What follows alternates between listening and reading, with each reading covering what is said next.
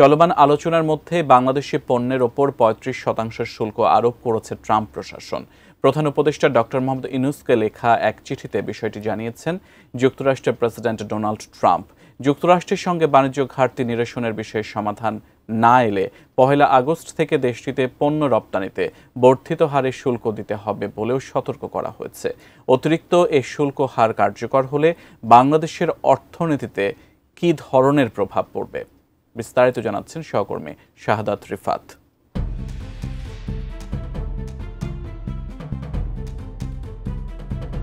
মার্কিন president Donald Trump দ্বিতীয় মেয়াদে ক্ষমতায় বসার পর গত ২ এপ্রিল শতাধিক দেশের উপর চড়া হারে শুল্ক আরোপের ঘোষণা দেন।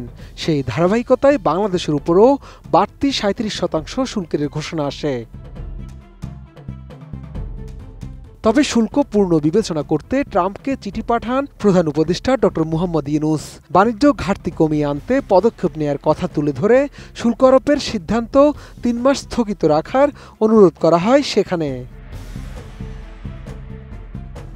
প্রধান উপদেষ্টার ওই চিঠি বিবেচনা নিয়ে ৩ মাস সময় দিয়েছিলেন ট্রাম্প। এই সময়ের মধ্যে বাংলাদেশ রপ্তানি পণ্যে ১৫% শুল্ক দিয়ে আসছে যুক্তরাষ্ট্রকে। তবে চলমান আলোচনার মধ্যে হঠাৎই চলতি বছরের ১ আগস্ট থেকে ৩৫% বাড়তি শুল্ক আরোপের সিদ্ধান্ত নিয়েছে ট্রাম্প প্রশাসন। যদিও শুল্ক কমানো নিয়ে দুপক্ষের মধ্যে এখনও আলোচনা চলমান রয়েছে। এদিকে অতিরিক্ত এই শুল্ক হার কার্যকর হলে বড় ধরনের বিপর্যয়ের মুখে পড়ার শঙ্কায় রয়েছে দেশের পোশাক শিল্পসহ রপ্তানি খাত।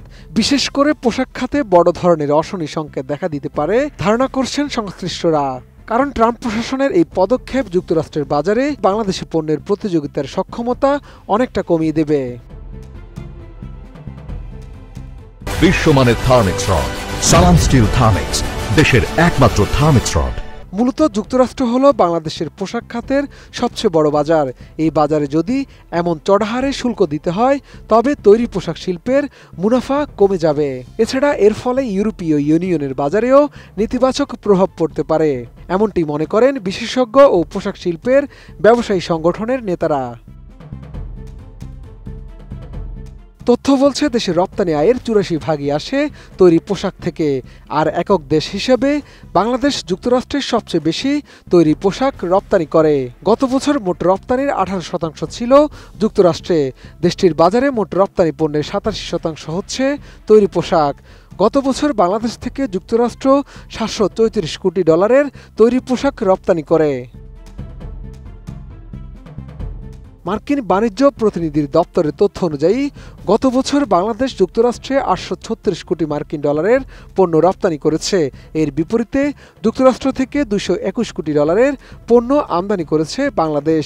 এই হিসেবে বাংলাদেশের সঙ্গে যুক্তরাষ্ট্রের বাণিজ্য ঘাটতির পরিমাণ $৬১৫ কোটি। বাণিজ্য মন্ত্রণালয় সূত্র জানায়, যুক্তরাষ্ট্রের বাড়তি শুল্ক কমানোর শর্ত হিসাবে যুক্তরাষ্ট্র থেকে যেসব পণ্য বাংলাদেশ আমদানি করে সেসব পণ্যে পর্যায়ক্রমে শুল্ক, ভ্যাট, সম্পূরক শুল্ক, রেগুলেটরি ডিউটি হ্রাস চেয়েছে। এরই অংশ হিসাবে বাংলাদেশ ও যুক্তরাষ্ট্রের মধ্যে বিবাদমান বাণিজ্য ঘাটতি কমানোর পরিকল্পনা নিয়েছে সরকার। অর্থনীতিবিদ ডক্টর জাহিদ হোসেনের মতে, যুক্তরাষ্ট্রের সঙ্গে দর কষাকষি নিয়ে খুব একটা আশাবাদী নন তিনি। তার মতে যুক্তরাষ্ট্রের সঙ্গে আলোচনা চলতে পারে, তবে বাংলাদেশকে এখন ভবিষ্যতের জন্য প্রস্তুতি নেওয়া উচিত। যুক্তরাষ্ট্রের আরোপ করা ৩৫% শুল্ক সামাল দেওয়া হবে কিভাবে, এই চিন্তা এখনই করা উচিত বাংলাদেশের। সেই সাথে পোশাক খাতের জন্য নতুন বাজার খোঁজার পাশাপাশি বায়ারদের সঙ্গে আলোচনা করার পরামর্শ অর্থনীতিবিদ ডক্টর জাহিদ হোসেনের। শাহাদাত রিফাত, ATN নিউজ, ঢাকা।